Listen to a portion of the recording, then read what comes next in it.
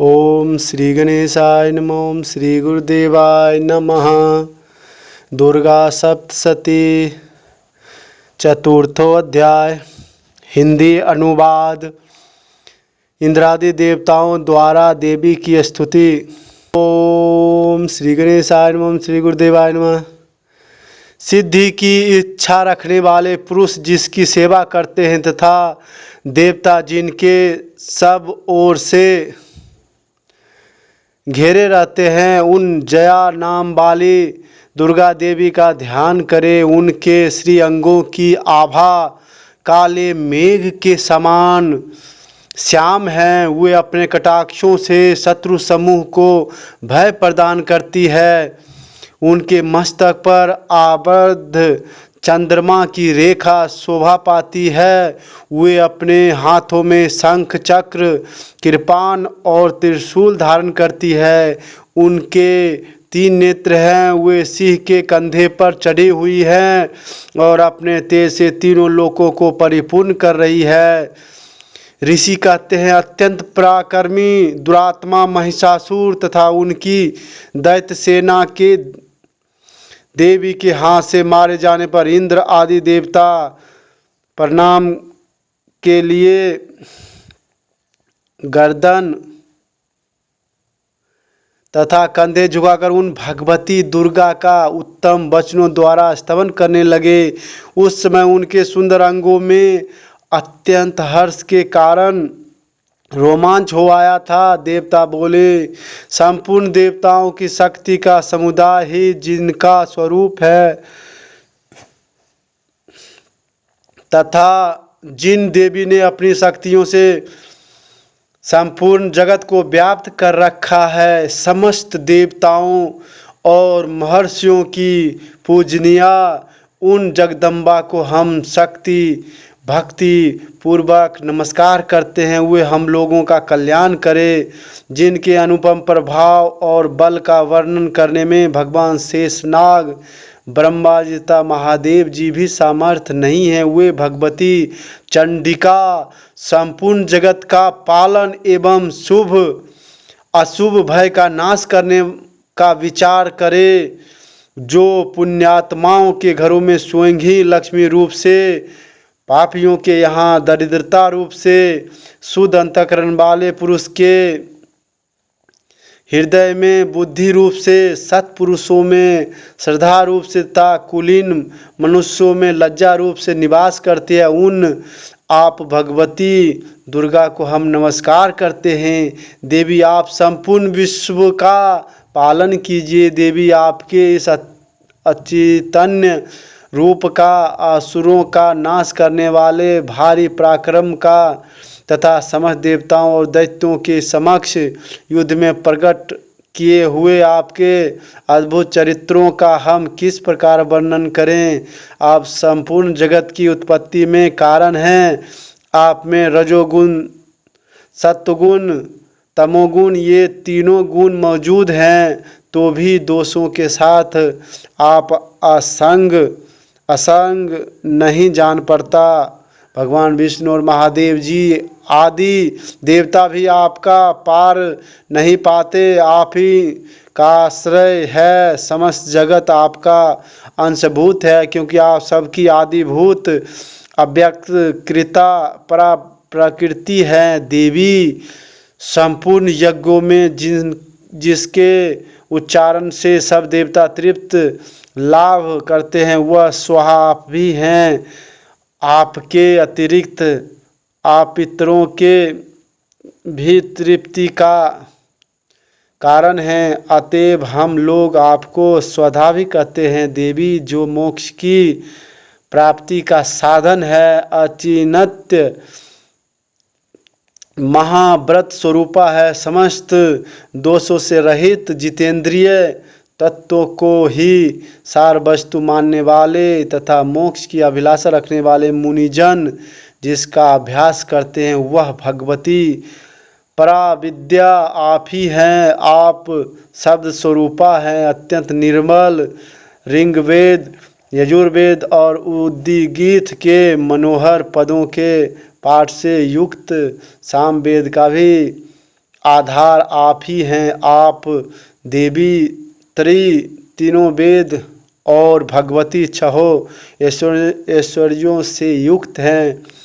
इस विश्व की उत्पत्ति एवं पालन के लिए आप ही वार्ता, खेती एवं जीविका का स्वरूप में प्रकट हुई हैं। आप संपूर्ण जगत की घोर पीड़ा का नाश करने वाली हैं। देवी, जिसके समस्त शास्त्रों के सार का ज्ञान होता है, वह मेधा शक्ति आप ही हैं। दुर्गम भव सागर से पार उतारने वाली नौका रूप दुर्गा देवी भी आप ही हैं। आप की कहीं भी आसक्ति नहीं है। मधुकैटभ के शत्रु भगवान विष्णु के वक्षस्थल में एकमात्र निवास करने वाली भगवती लक्ष्मी तथा भगवान चंद्रशेखर द्वारा सम्मानित गौरी देवी भी आप ही हैं। आपका मुख चंद मुस्कान से सुशोभित निर्मल पूर्ण चंद्रमा के बिंब का अनुकरण करने वाला और उत्तम सुवर्ण की मनोहर कांति से कमनीय है, तो भी उसे देखकर महिषासुर को क्रोध हुआ और सहसा उसने उस पर प्रहार कर दिया। यह बड़े आश्चर्य की बात है। देवी, वही मुख जब क्रोध से युक्त होने पर उदय काल के चंद्रमा की भांति लाल और तनी हुई भवों के कारण विकराल हो उठा, तब उसे देखकर जो महिषासुर के प्राण तुरंत निकल गए। यह उससे भी बढ़कर आश्चर्य की बात है, क्योंकि क्रोध में भरे हुए यमराज को देखकर भला कौन जीवित रह सकता है। देवी, आप प्रसन्न हो। परमात्म स्वरूपा, आपके प्रसन्न होने पर जगत का अभ्युदय होता है और क्रोध में भर जाने पर आप तत्काल ही कितने कुलों का नाश कर डालती है। यह बात अभी अनुभव में आई है, क्योंकि महिषासुर की यह विशाल सेना क्षण भर में आपके कोप से नष्ट हो गई। सदा अभ्युदय प्रदान करने वाली आप जिन पर प्रसन्न रहती हैं, वे ही देश में सम्मानित हैं। उन्हीं को धन और यश की प्राप्ति होती है। उन्हीं का धर्म कभी स्थिर नहीं होता था। वे ही अपने हष्टपुष्ट स्त्री पुत्र और भृत्यों के साथ धन्य माने जाते हैं। देवी, आप ही कृपा से पुण्यात्मा पुरुष प्रतिदिन अत्यंत श्रद्धापूर्वक सदा सब प्रकार के धर्मानुकूल कर्म करता है और उसके प्रभाव से स्वर्ग लोक में जाता है। इसलिए आप तीनों लोकों में निश्चय ही मनोवांछित फल देने वाली है। माँ दुर्गे, आप स्मरण करने पर सब प्राणियों का भय हर लेती है और स्वस्थ पुरुषों द्वारा चिंतन करने पर उन्हें परम कल्याणमयी बुद्धि प्रदान करती है। दुख, दारिद्रता और भय हरने वाली देवी, आपके सिवा दूसरी कौन है जिसका चित्त सबका उपकार करने के लिए सदा ही दयार्द रहता हो। देवी, इन राक्षसों के मारने से संसार को सुख मिले तथा ये राक्षस चिरकाल तक नरक में रहने के लिए भले ही पाप करते रहे हों, इस समय संग्राम में मृत्यु को प्राप्त होकर स्वर्ग लोक में जाएंगे। निश्चय ही यही सोचकर आप शत्रुओं का वध करती है। आप शत्रुओं पर शस्त्रों का प्रहार क्यों करती है? समस्त असुरों को दृष्टिपात मात्र से ही भस्म क्यों नहीं कर देती? इसमें एक रहस्य है। ये शत्रु भी हमारे शस्त्रों से पवित्र होकर उत्तम लोकों में जाएं, इस प्रकार उनके प्रति भी आपका विचार अत्यंत उत्तम रहता है। खड्ग के तेज पुंज की भयंकर दीप्ति से तथा आपके त्रिशूल के अग्रभाग की घनीभूत प्रभाव से चौंधियाकर जो असुरों की आंखें फूट नहीं गई, उसी में कारण यही था कि वे मनोहर रश्मियों से युक्त चंद्रमा के समान आनंद प्रदान करने वाले आपके इस सुंदर मुख का दर्शन करते थे। देवी आपका शील दुराचारियों के बुरे बर्ताव को दूर करने वाला है, साथ ही यह रूप ऐसा है जो कभी चिंतन में भी नहीं आ सकता और जिसकी कभी दूसरों से तुलना भी नहीं हो सकती, तथा आपका बल और पराक्रम तो उन दैत्यों का भी नाश करने वाला है जो कभी देवताओं के पराक्रम को भी नष्ट कर चुके थे। इस प्रकार आपने शत्रुओं पर भी अपनी दया ही प्रकट की है। वरदायिनी देवी, आपके इस पराक्रम की किसके साथ तुलना हो सकती है तथा शत्रुओं को भय देने वाला तथा अत्यंत मनोहर ऐसा रूप भी आपके सिवा और कहाँ है। हृदय में कृपा और युद्ध में निष्ठुरता, ये दोनों बातें तीनों लोकों के भीतर केवल आप में ही देखी गई है। माता, आपने शत्रुओं का नाश करके समस्त त्रिलोक की रक्षा की है, उन शत्रुओं को भी युद्ध भूमि में मारकर स्वर्ग लोक में पहुंचाया है तथा उन्मत्त दैत्यों से प्राप्त होने वाले हम लोग भय को भी दूर कर दिया। आपको हमारा नमस्कार है। देवी, आप शूल से हमारी रक्षा करें। अंबिके, आप खड्ग से भी हमारी रक्षा करें तथा घंटा की ध्वनि और धनुष की टंकार से भी हम लोगों की रक्षा करें। चंडिके, पूर्व पश्चिम और दक्षिण दिशा में आप हमारी रक्षा करें तथा ईश्वरी, आपने त्रिशूलों को घुमाकर आप उत्तर दिशा में भी हमारी रक्षा करें। तीन लोकों में आपके जो परम सुंदर एवं अत्यंत भयंकर रूप विचरते रहते हैं, उनके द्वारा भी आप हमारी तथा इस भूलोक की रक्षा करें। अंबिके, आपके कर पल्लवों में शोभा पाने वाला खड्ग, शूल तथा गदा आदि जो अस्त्र हो, उन सब के द्वारा आप सब ओर से हम लोगों की रक्षा करें।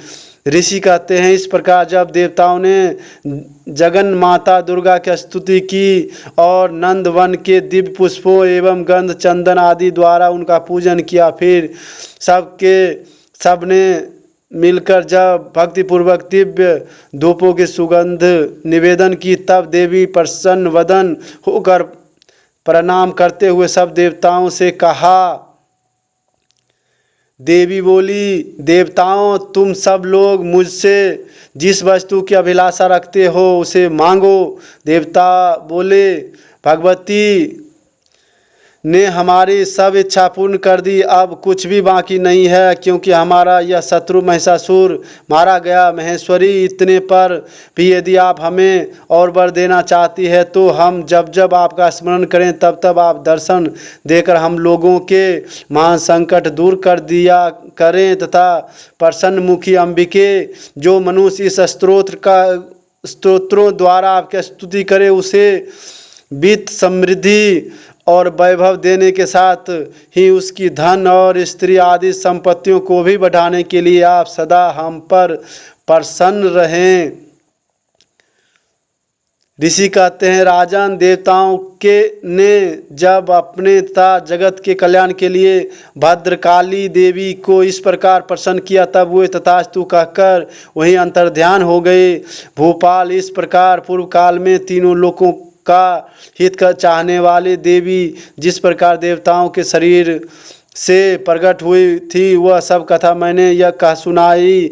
अब पुनः देवताओं का उपकार करने वाली वे देवी दुष्ट दैत्यों तथा शुम्भ निशुम्भ का वध करने एवं सब लोगों की रक्षा करने के लिए गौरी देवी के शरीर से जिस प्रकार प्रकट हुई थी, वह सब प्रसंग मेरे मुँह से सुनो, मैं उसका तुमसे यथावत वर्णन करता हूँ।